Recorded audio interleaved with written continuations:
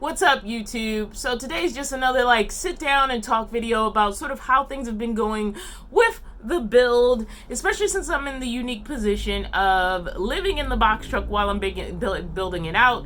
And I say unique not because I'm the first person who's ever done it. Plenty of other people have done it, but the standard of what you see on YouTube is somebody gets a vehicle, they're either already living somewhere or they have somewhere they can take the vehicle, and the vehicle pretty much stays on whatever that piece of property is until it's built out. They're usually near a shop or have access to a lot of tools. This isn't always true, but a lot of the times it's true. And then they do this build series where they just build out the vehicle, and then once that's done, they usually do a tour, and then once the tour is done, they usually go on the road. And I'm gonna be honest, most channels die at that point.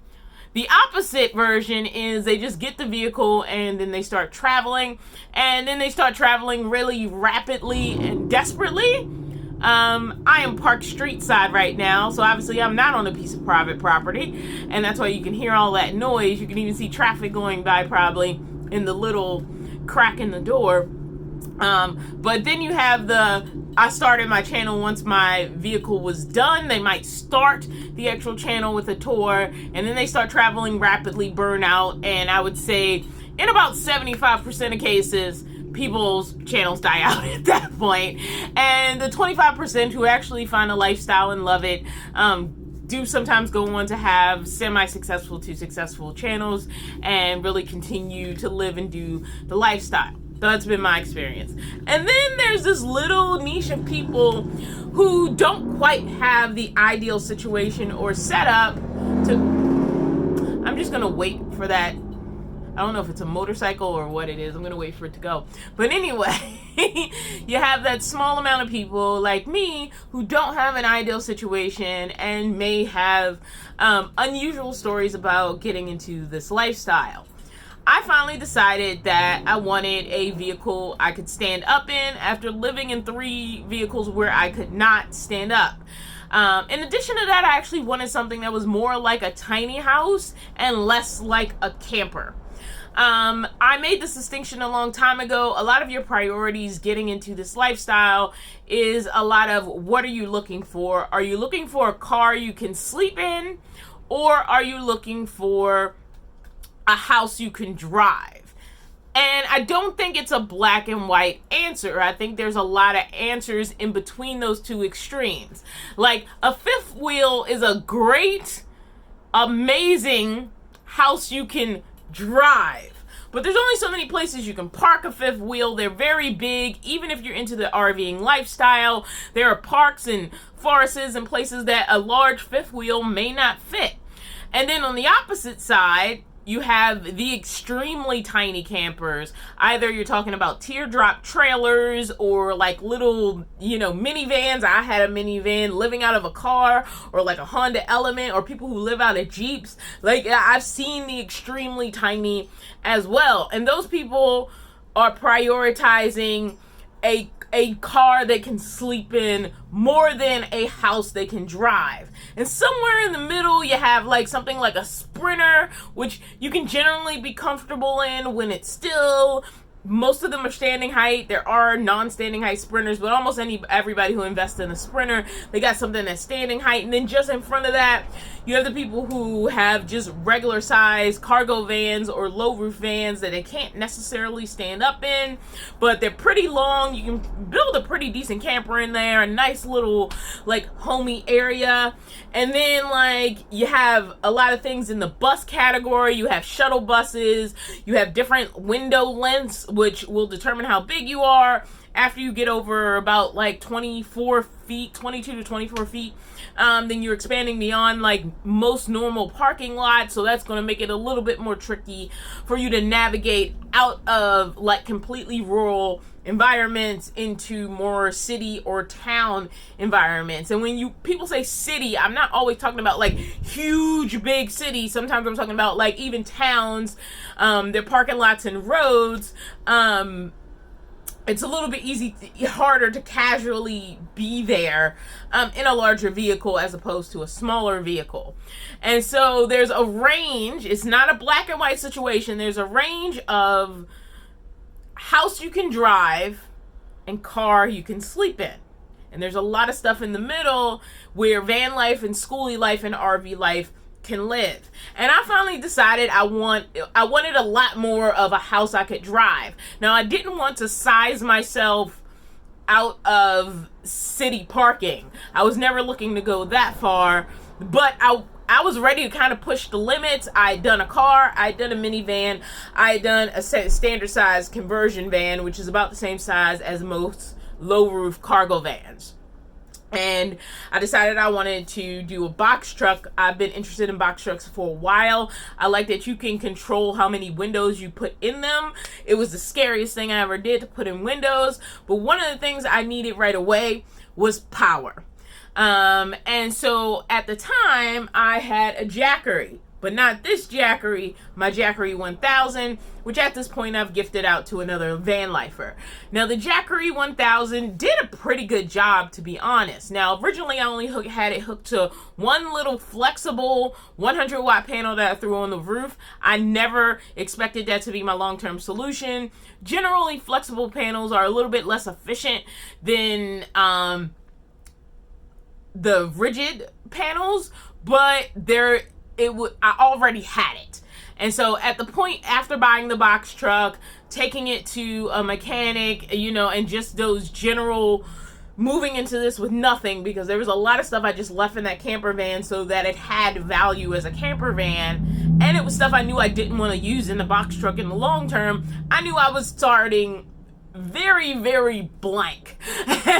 And I was embracing that, but I needed power. Among other things, I work as a stage manager, so I need to be able to get on email, I needed to get on Zoom calls for meetings, and I needed to run the YouTube channel. So I definitely needed to be able to use my laptop, charge my cell phone, all that stuff. And I knew just having a plug-in inverter, which is what I had when I moved into the car, wasn't gonna be enough. I needed a little more than a plug-in inverter, and I had my two Jackeries, but I only had one solar panel to start with, one little cheap flexible 100-watt panel that I threw on the roof, and that quickly became not great.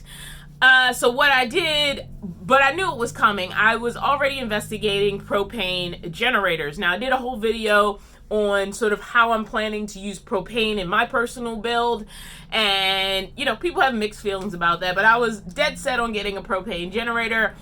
I ended up cheaping out and not waiting to get the one I wanted, and I ended up getting the Baja propane generator, and 3 months after I got it, it died. I will say, while I had it, it was absolutely useful. I found a place where I could park and run the generator, and I used that to charge up the Jackery. And then, like I said, once I had 100% on the Jackery 1000, I can make it like 3 days with, covering my needs and with a trickle charge from the roof. And with the Jackery 1500, I can maybe go about 4 to 5 days, depending on my power use, using the Jackery 1500, and that's with some sort of charge coming in, even if I don't get to 100% every single day, which most of the time I don't. Which is why I caution people when they ask me questions like, will that run an air conditioner? And I'm always like, you're asking the wrong question. You should be asking how long. How long will it run the generator? And what am I going to be using to charge it back up? Because if it isn't a charge that's maxing out the charging ability of the Jackery, it doesn't matter, because you may only have 75% of power on day 2 instead of 100%, because you got some charge back, but not all of it. And sort of that's the crux of it. So my goal is always to avoid using electricity where it's not necessary. My biggest power hog actually is not my fridge or my freezer. I've been running my 12-volt fridge and freezer almost with no trouble. What usually gets me in trouble is this thing, my laptop. Because when I start editing, I go through power really quickly, even if this is fully charged up. And once I plug in, I'm pulling power constantly. And what I find is when I edit, I need to be plugged in. So the best time for me to edit is during daylight hours when I'm at least getting some sort of charge from the sun, because if I do it overnight, it kind of overtaxes my bank of power. And that's not to say I can't do it. It can be done. But before the propane generator died on me and I no longer had that option for topping off my Jackery, I did end up getting 2 more flexible solar panels.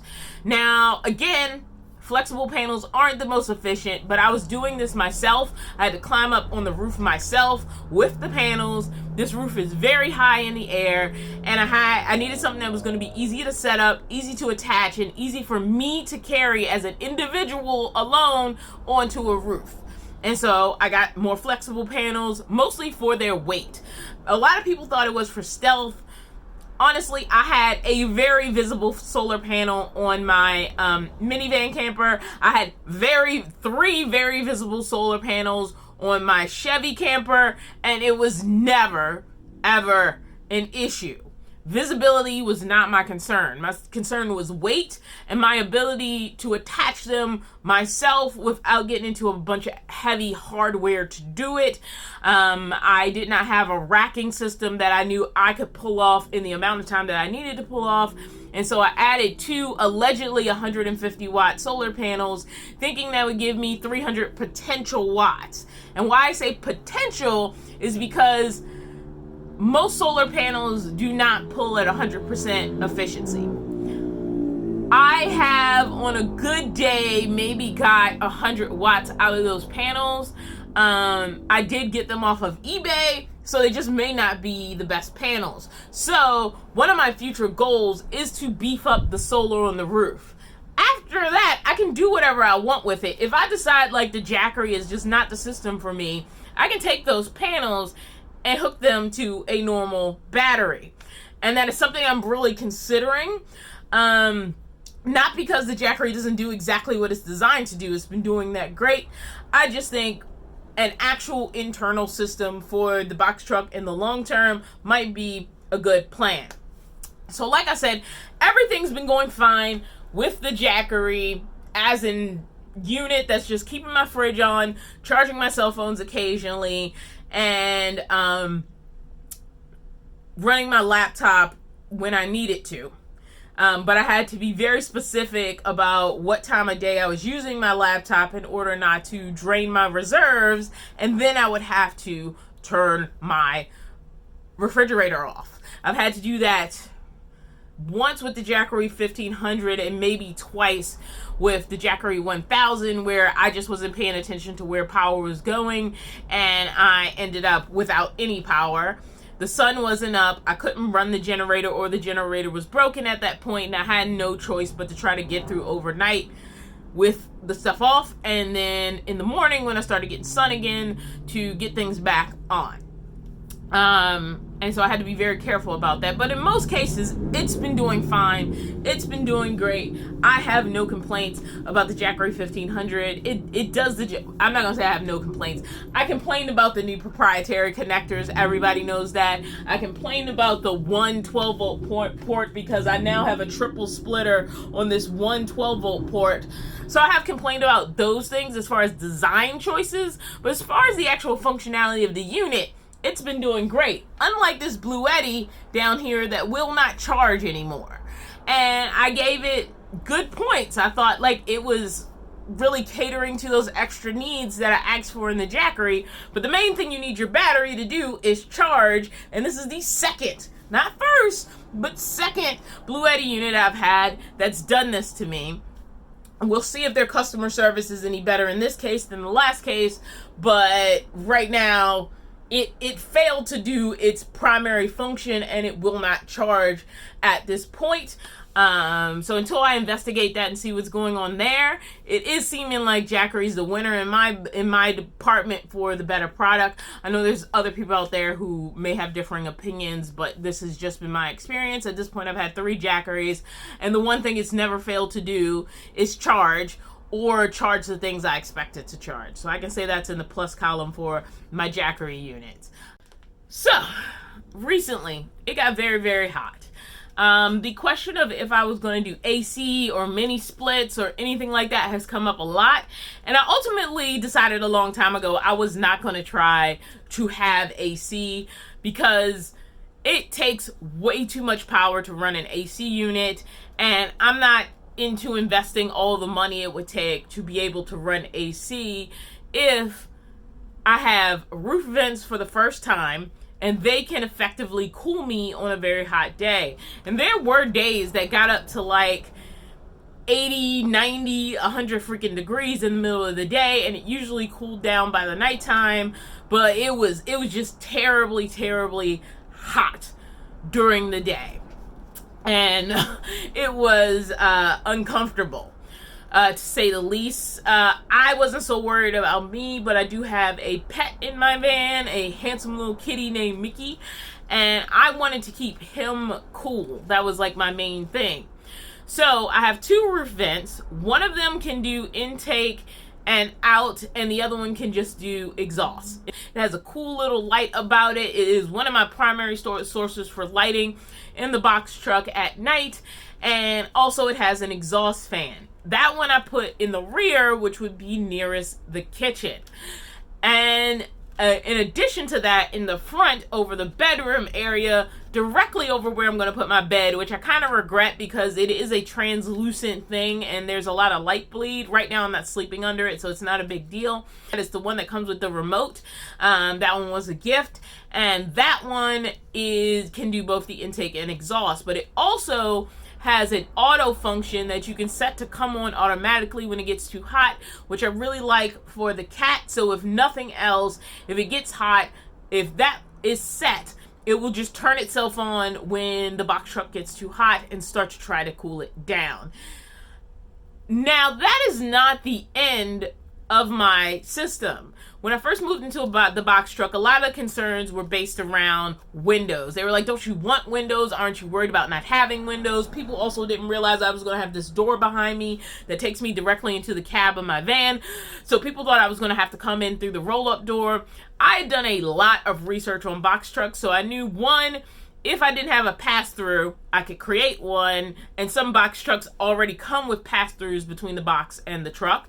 And then on top of that, you can add windows to a box truck, just like you can add windows to a van that doesn't have them. And so I bought some RV windows. I've seen people put normal house windows in box trucks, but I bought some RV windows, and so I put in 3. All of them open, all of them have screens, so they can all bring in fresh air, in addition to the roof vents. So I had both roof vents going. I had the kitchen one doing the only thing it can do, which is exhaust. I had the bedroom one bringing in air. And then I also have a Sirocco 2 Camfro gimbal fan right over where I actually changed where the stove was going to be in front of my tiny window. And that one I also turned on. So at that point now I have 3 fans going, and then in addition to that I have this fan, which is a little USB powered fan. I can plug it in and run it. It has 4 speeds on it, and also a little light. This one, there's the light. This one was a gift, and I can sit this anywhere. It has a clip. It used to have a hook, but I broke the hook off by accident. So I have this one that I can charge up or run while it's plugged into USB. And it cooled down in here. Like, I would say it was super comfortable in here without AC. And instead of pulling thousands of watts or even 8,000 watts, I was just pulling a little bit over 100 watts. And that's also because the day got so hot that the compressors on the fridge and the freezer were on a little bit more than they would be under normal circumstances or had been in the past. So before, where it was sipping power on a sort of median temperature day, it was really fighting to stay cold against the heat. more on those days, I believe, than it had in the past. So between the fridges and the freezer running a little bit more than they would normally, and all of those fans on, I was running a couple hundred watts, 100 to a couple hundred watts during the hottest parts of the day. I would turn off some fans as the day got cooler, and then by the end of the day, I maybe only had on the roof vents, and eventually those went off too. If I also edited that day, I had sucked up way more power than I normally would, and that was the one night after 2 really hot days that the Jackery 1500 wasn't able to bring in enough charge from my lame little solar panels up there to basically supplement the power I was using during the day, which only solidified my decision that I absolutely do not need an AC unit or a mini split or anything like that, because it did cool down. Did it feel like winter weather while it was hot and summer outside? No. Was it completely comfortable in here to be able to live and exist? Yes. And that was really all I asked for out of my fan systems. I don't expect the cold air of an AC unit. I just want to be comfortable, and I actually was only pulling hundreds of watts instead of thousands of watts. And so that made me happy. But wait, what made me unhappy was that it compromised my power rollover. And I've always said, if you're draining your entire battery system within a day and you don't have enough to get through the night, or you're starting from 0 to 100 every day, you don't have enough power. I don't think that's the case here. I think that battery power is fine. I think what I have to do eventually is something about my solar system. And I'm also in the process of taking care of the propane generator situation. So basically what's going on with the propane generator is I took it back to Home Depot, where I got it from Home Depot online, not Home Depot the store. Home Depot is an authorized service center for the manufacturer. So I knew I wasn't going to get a straight up return or refund. That wasn't in the cards. But when I called the manufacturer, they were like, you need to take it to Home Depot. They need to look at it. They need to say it's a manufacturer problem, and then we will replace it. And it's only because of your purchase date, because the manufacturer date was in 2018. So if we went off that, you'd be out of coverage or whatever. So there is a manufacturer warranty on the Baja propane generator. I had to go to 3 different Home Depots before I got one where they actually had a service agent who could complete this process. He's like, it may take up to 6 weeks. And basically, I had to leave like a $30 deposit for them to take the unit. If it is found to be a manufacturer problem, I will get refunded my $30 and I will get a replacement unit. If it is found not to be a manufacturer problem, which he says is probably unlikely, then it'll be a whole different thing. They'll keep the $30 and I can opt to fix it or not. I'm not going to fix it. Honestly, I'm just going to get a different generator. Probably the one that I was looking at originally. I still am committed to getting a propane generator. I have enjoyed running things off of propane and having that as my only secondary fuel in addition to gasoline. And so I want to kind of stick with that. I'm feeling good about it, having no problems with it, nothing that bothers me. So that is where I am with the generator. I may not have a generator for another 6 weeks, and I may never see that generator again.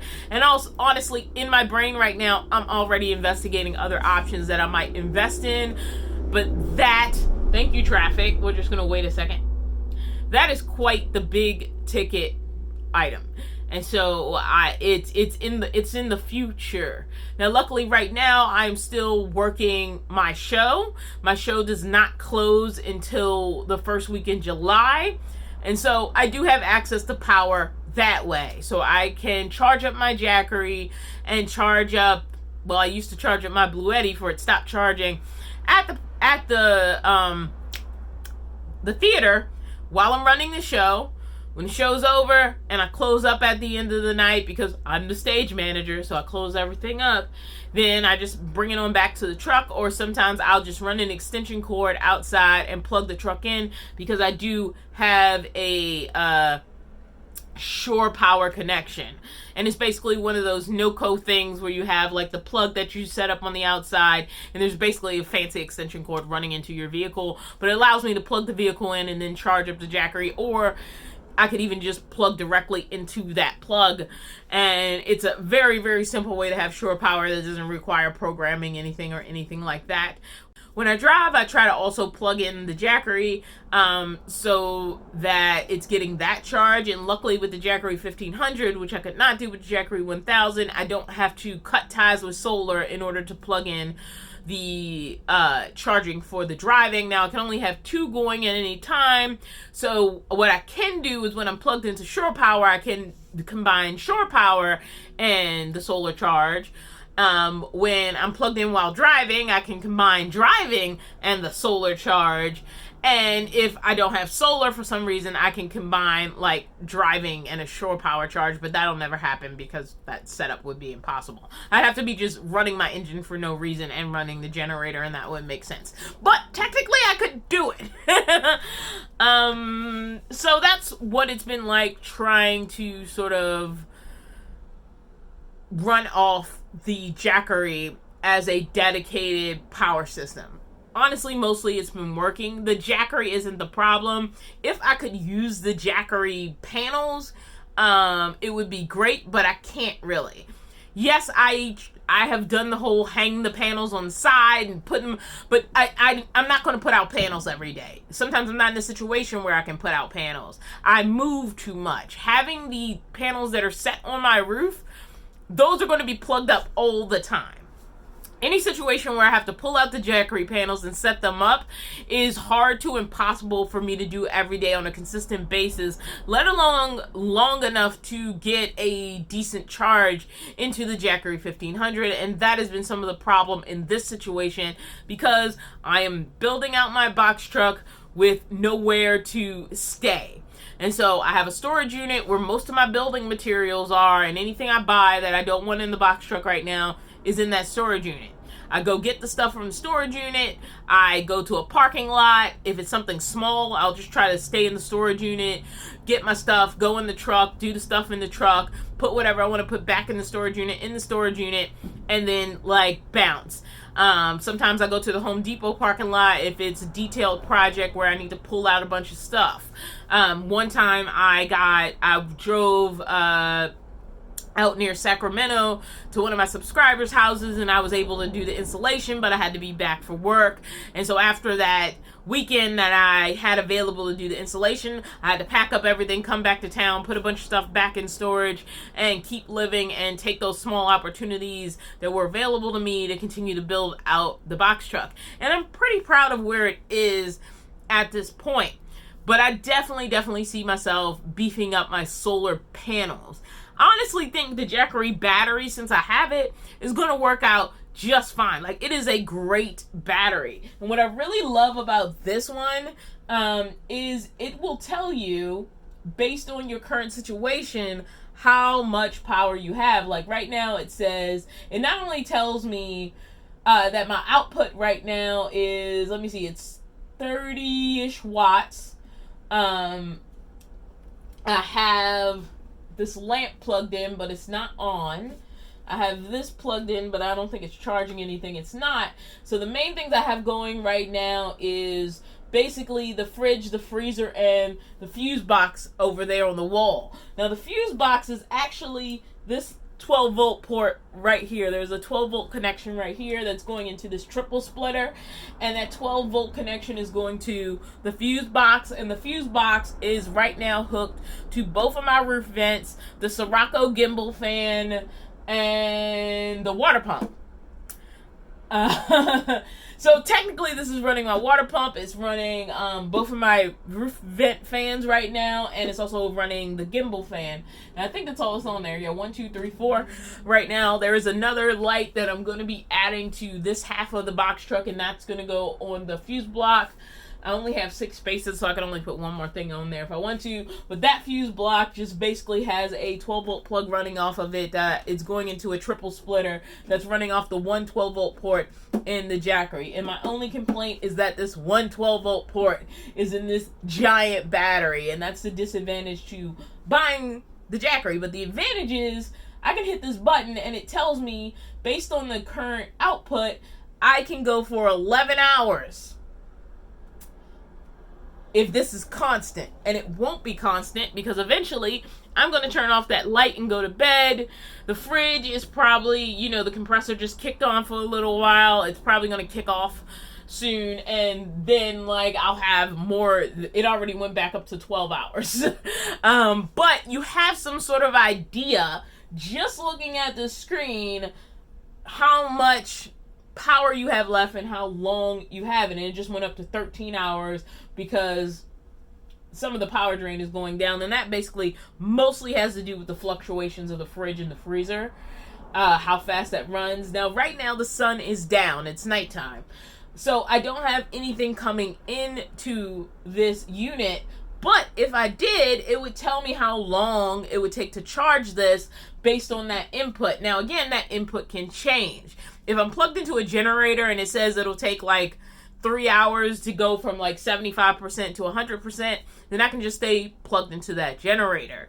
And I know that'll be consistent. Now, if I'm getting sunlight and I'm getting 30 watts in, and it says it's going to take 30 hours for it to fully charge off of that 30 watts that I'm getting, well, I know I'm not going to get 30 watts for the next 30 hours. I got stuck on that number, but that's an example.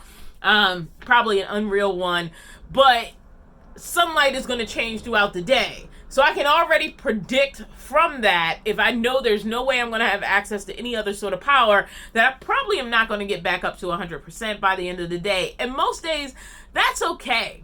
I do not have to get up to 100% every day to keep this at... Wrong sentence. Let me fix my sentence there. I do not have to get up to 100% charge every day for this to last me a few days. And the exception was the days where I had a lot of heat going on. But I was able to run all of my fans and only use a couple hundred watts as opposed to thousands of watt hours, I should say, to get it cool in here. And it did cool down. And I have one additional fan in storage that I could even add to this if I needed to. And combining all those fans from different sources, being able to flip around some of them, having intakes and outtakes and airflow is all I needed to cool it down in here. I did not need an air conditioning unit, and it was perfect. It went from hot and annoying to perfectly livable and comfortable. Did it feel like a winter breeze was coming through here? No. But it worked just fine. So I have no regrets. I feel like I've definitely made the right decision as far as not worrying about AC and just having a good system of fans that I can set up. Not only the 2 roof vents, but the windows, having the gimbal fan in one, having that little hand fan, USB fan, which I didn't even plan on, that I can kind of move around, and also having one additional fan in storage that once I have this big window set up properly, I'll be able to set it up in front of there. Right now, there's nothing to set a fan on in front of that window. I could get a stick fan, but I don't want one of those because I don't want to deal with the stick words. I'm not even going to get into it. And as far as my daily power needs, I think once I resolve sort of my generator situation, when I need to supplement with that generator power, because when it was working great, I'm going to be fine. I have no worries about it. Now, I do think I am interested in actually having a battery system that I build myself at some point. But until I get that, the Jackery is working perfectly. Is there is there advantages to just having batteries? Yes, especially if you know how to set up your own power. This fuse box, I can literally pop it off of this 12 volt port that I have plugged into the Jackery, split the positive and negative lines and drop them onto a battery with a ring connector, and boom, it's going to do the exact same thing it's doing right now plugged into the Jackery. There's a lot of people who don't know how to set one of these fuse boxes up. And for those people, being able to access a Jackery is just going to make it easier. And another thing I love about this Jackery is it tells me how long, and none of the older Jackeries did this. This is only the 1500 and I assume the 2000. This Jackery battery will tell me how long I can go in the situation I'm in right now, which is no power coming in, and this amount of watts being pulled. And earlier it said I could go 11 hours. It's already telling me I can go 16, and that's because the compressor on the fridge has stopped running, because it's always making this assumption being an ongoing situation. But because I understand, like, the fridge pushes up at some points and then goes down, I don't have to panic about this situation. So when I saw 11 hours, first of all, in 11 hours I'm going to have sun back, because it's already late evening. And so I'll have more power coming in before that 11 hours is up. And so I can go to bed comfortable knowing my fridge isn't going to turn off. And probably if I need to get up and turn on a light in the middle of the night, I got plenty of power for that. I don't know that I would want to edit through the middle of the night with this amount of power, though, just because my laptop is a power hog. And it's going to stay the only power hog in the box truck if I can help it.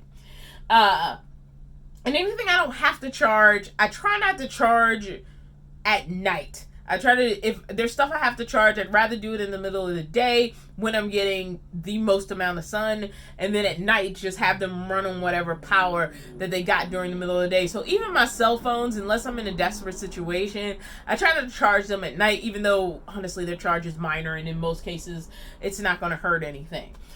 But if I can avoid it, I try not to plug in a lot of stuff in at night. I try to plug a lot of stuff in during the day when I'm getting power in, because this can charge things while it's being charged. Also, during the day, this is going to tell me how long it would take at the amount of power I'm getting for this to charge the full. Now, that situation is going to change all day, but that means I'll check it in the morning. I'll check it around midday, and then I might check it at the end of the day. A lot of times I don't check it at all. I just check my percentage. If I'm at like 80% around like 4 p.m., I am confident I'm not only going to make it through the night, I'm going to have plenty of charge by morning, as long as I don't do anything stupid like try to hook up something that's a power hog in the middle of the night. I'm not worried about it. And in addition to that, I have this little guy, which I try to reserve now, just because this is now hooked up to my little cheapo 100-watt solar panel. I try to not use this too much, except as my backup or when I'm trying to avoid pulling power out of that guy for no reason. But I really feel like my power system is going to be complete when I have either my generator back or I get a replacement generator, or both, depending on what my decision ends up being about sort of my generator situation. But I do feel like I need the generator, and what I love about the generator when I had it was I could charge the Jackery up, and if the Jackery got to 100%, I was definitely going to make it through the night. I really liked it for when I was working on my laptop, I hate to say, and I think I'll really like it when I have to run all of my fans. But again, I only need to pull hundreds of watts, not thousands of watts. And that makes a huge difference to me, because I understand how heavily a consumable resource power is in a box truck.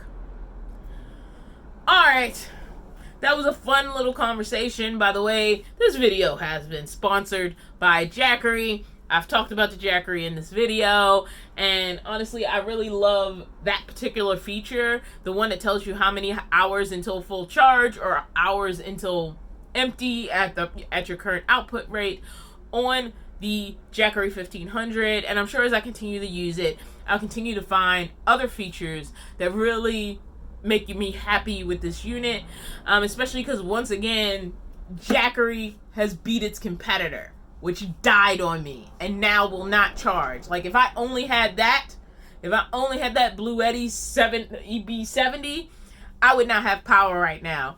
Because I have my Jackery, I have power. Alright, see you in the next video. So I truly believe that competition leads to better products. Like, I think it's good there's actually a lot of discount lithium batteries out there on the market right now, because then it becomes kind of a challenge to the, sort of the big ticket items to either make their products better and make them worth the price, or to consider if their prices are too high. So I really do like competition, and I did like that the Blue Eddy was starting to feel like a real cool competitor, and it had some features that I did like a little bit better than the Jackery, but I am so disappointed to have had another product from this company fail on me. The first one I bought with my own money. This one I was obviously sent for a review, and I enjoyed it when it was working, but like my two big things is, can it perform its primary functions, and especially something that's supposed to be like out on the road and to get knocked around, and it's going to take a little bit of abuse. Like the Jackery has just done better overall in that category. I know a lot of people are going to be like, a fangirl would say that, because I would say that to Apple fanboys. But in this case, I can only go with my own experience. I know other people have had positive experiences with Bluetti, and so far I've also been disappointed in their response to my broken unit. Whereas with Jackery, the experience was much more positive. And the thing that was broke at that point was the screen, but it still worked. Like, if for some reason that screen could not be replaced, one, it was something I did, and two, it still would have worked. And right now, like, the Bluetti, mine at least, is a giant brick, and I find that kind of troublesome. And at this moment, I find their response kind of troublesome. So yeah, I'll report back on how that's going. And it may be that they just end up dissolving their relationship with me. Thanks as always to my supporters on Patreon and YouTube memberships. I look forward to bringing you more videos in the future.